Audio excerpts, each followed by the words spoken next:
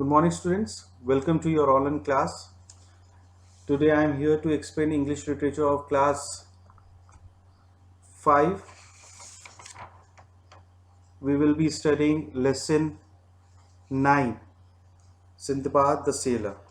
I'm going to read the story. This is the picture story, and along with them, I'm going to explain the whole story.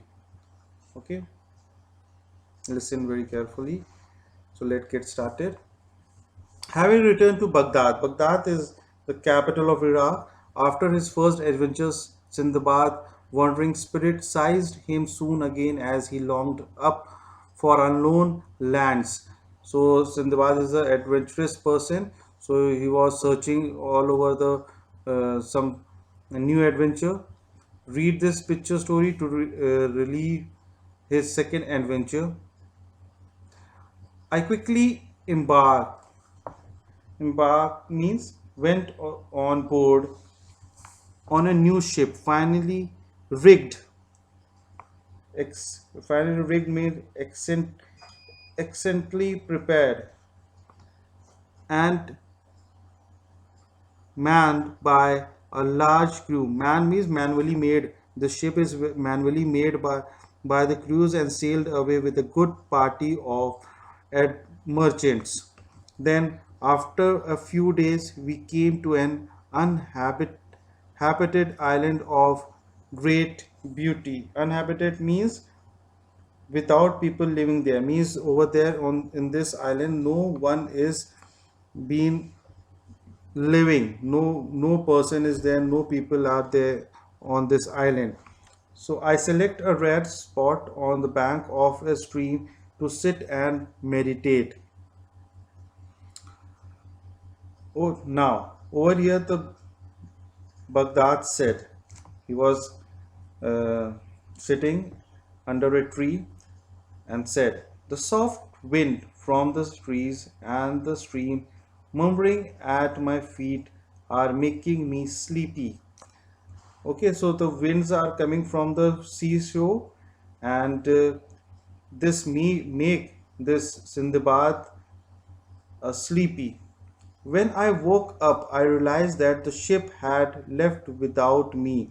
When he was sleeping under the tree, when he was meditating, or at that time the ship left the Sindbad. They forgot me, and now I am all alone on this island. Now this Sindbad was all alone on the island, and there is no person also on that island. No one is there, so he was all alone. Now what happened? See, Sinbad said, I should not have left my comfortable life in Baghdad to undertake this voyage, means the adventure. After wandering for a while in despite, I climbed to the top of a high tree, looking forth in every direction. Now Sindbad was go up at the top of the hill and looking and searching for some place to know the direction, where he is. What is that? Enormous. Enormous is very large in size. White object. I must go and find out.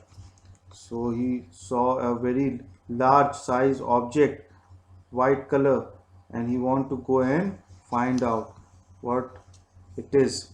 I descended from the tree and made my way towards it. Now the Sindbad go towards that gigantic size, big size of a round shape of a ball. Now over there it is a gigantic means a very great size dome, white and shining. That big thing is also very white and shining. I must find out if this dome has some door or opening. So this Sindbad thought that, and this is a dome, a big dome, and which is a white color, and it is very shining full, and he searching for a door to go inside that dome. Suddenly the sky darkened. What is that thing in the sky? Is that monstrous bird approaching swiftly through the air. Now he was hiding, you will see in the picture, he was hiding behind the stone, a big stone, and from there he saw a monstrous bird approaching swiftly through the air. Then the giant bird landed over the egg and crouching down, spread its wing and brooded. Brooded means sat over it. It then went off to sleep. So he was sat on that big egg. You know, he was sit on his egg and go to sleep.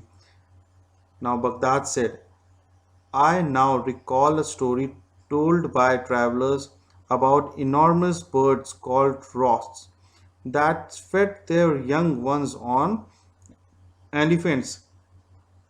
This might be my chance of escaping from this island. So this is the story is already heard by the travelers that there's some big birds which is so big that they eat elephants and they feds the young ones, the babies, with the elephants. Means they give the food, elephant, they kill the elephants and give to his young ones, to their babies.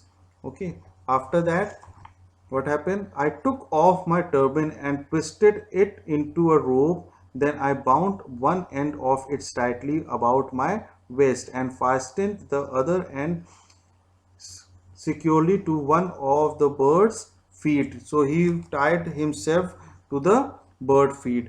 The next morning, the bird woke and with a loud cry rose from the egg, bearing me aloft. Aloft means up into the air, means this Sindbad tied himself to the bird feet. So when the bird woke up in the morning, he started flying from when he leaving his egg, he started flying. So he was up in the air. The bird finally landed on a rocky plain. I quickly unwounded my turban and ran to safely. I then saw the bird pounce upon an enormous snake and fly back across the sea. So when the I now realized that I was at the foothills of a step mountains. So step mountains, when the mountains are cut just like a steps, that is a step mountains, that is on the foothills of the mountains. In front of me, now the Sindbad said, in front of me is this step mountain that is too high to climb, and behind me is a vast valley without any trees, pools, or even grass. What shall become of me here? So, in front of the Sindbad, there is a step mountain, and behind the Sindbad, there is a vast valley, and that valley is no trees, no pools, no grass. Is there.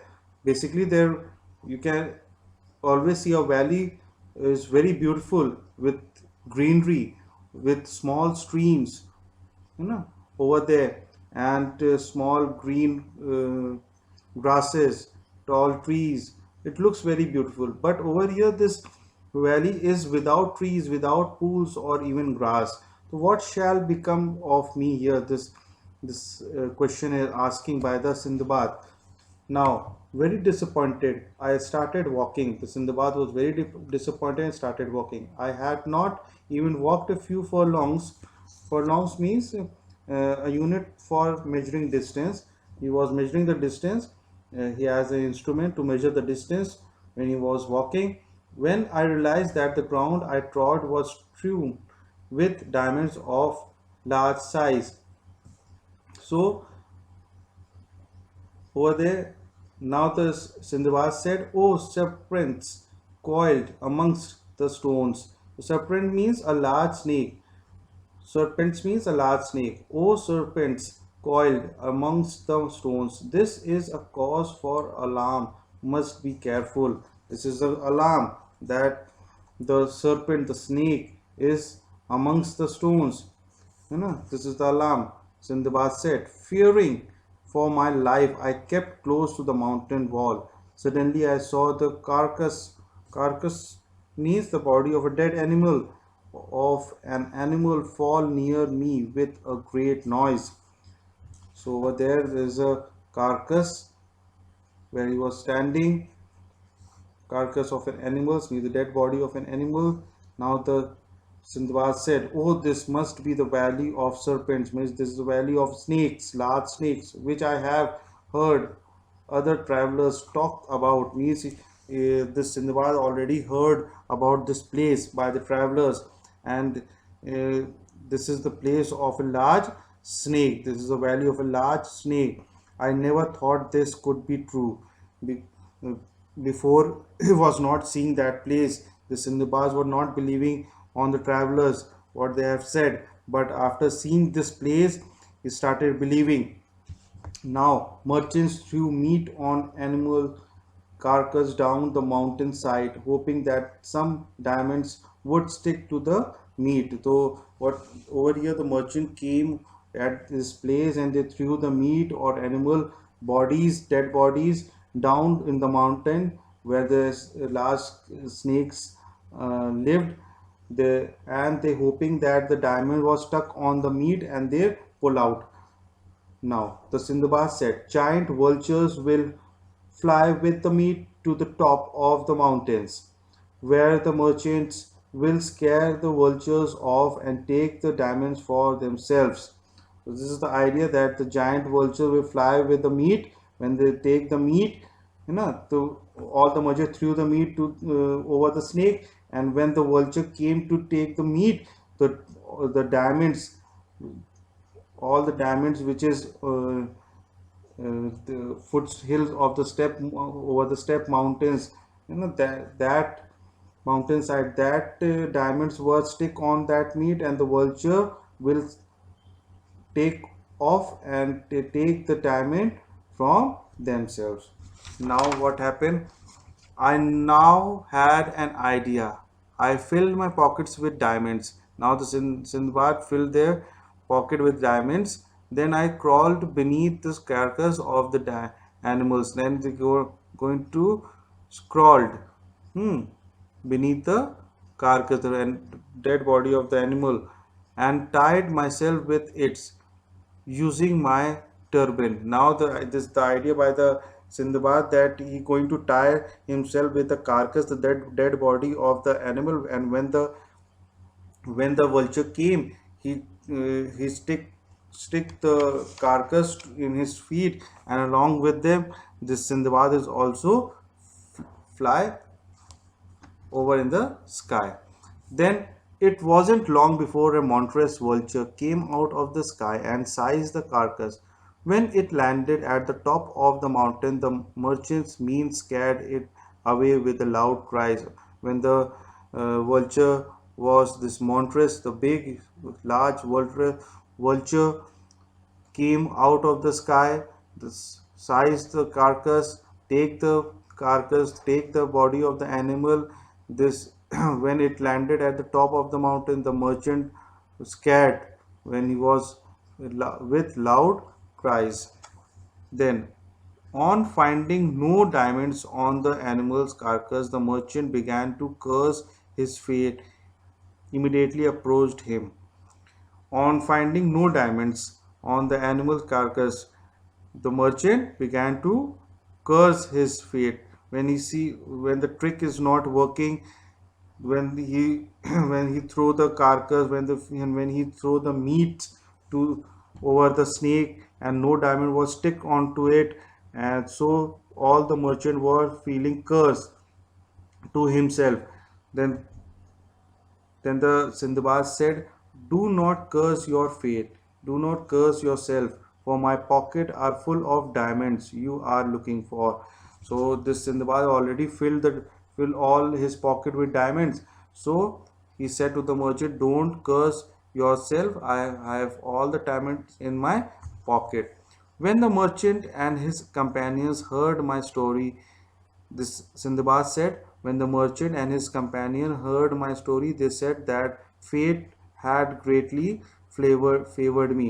They made me welcome among them, and I partook of their food and wine. Partook means ate or drank. So when he heard all the when this Sindbad said all the story what was happened with him and what the idea he uh, been planned and succeeded in it. So whatever they said, whatever the adventure is shared by the this Sindbad by the traveler, they all are very happy and they have the diamond too with them. So he welcomed Sindbad and partook, they ate and drank food and wine. So this is the story. I hope all of you understand the story. Thank you. Stay safe and keep learning.